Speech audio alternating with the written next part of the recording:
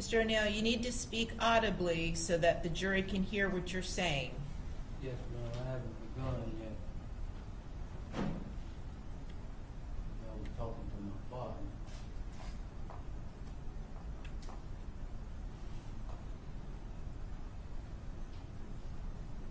He showed you a fraudulent recording where they allege that I beat Kenyatta Barron to death. He talked about Mr. Khalil Brown, my neighbor who stayed across the street. But if Mr. Khalil Brown was a help to them proving me guilty beyond a reasonable doubt, they would have called Mr. Khalil Brown. But I called Mr. Khalil Brown to be a witness for me. And I didn't ask him to lie about one thing that he saw that night. I asked him to tell the jury exactly what he saw that night. And you have to ask yourself why that is. Because he's playing a fraudulent damn recording of me beating Kenyatta Barron 15 damn times when that did not happen.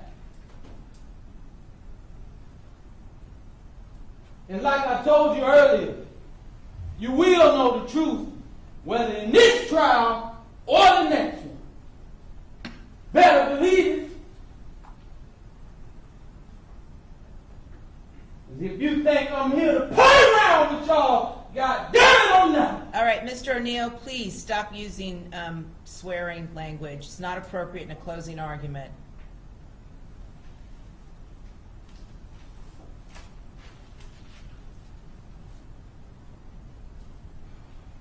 Now, he played a recording that was sped up. Why didn't you play the regular recording that people can understand what the call was saying? Objection to the defendant asking me questions, Your Honor. I'm going to sustain I'm talking to okay. people.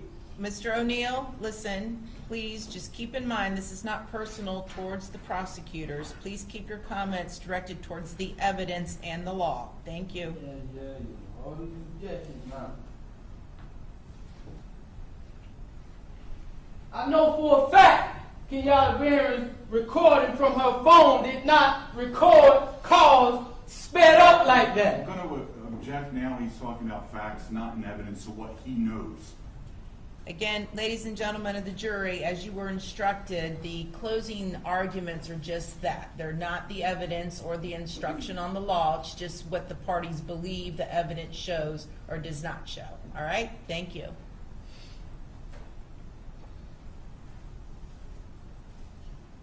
You heard Mr. Khalil Brown.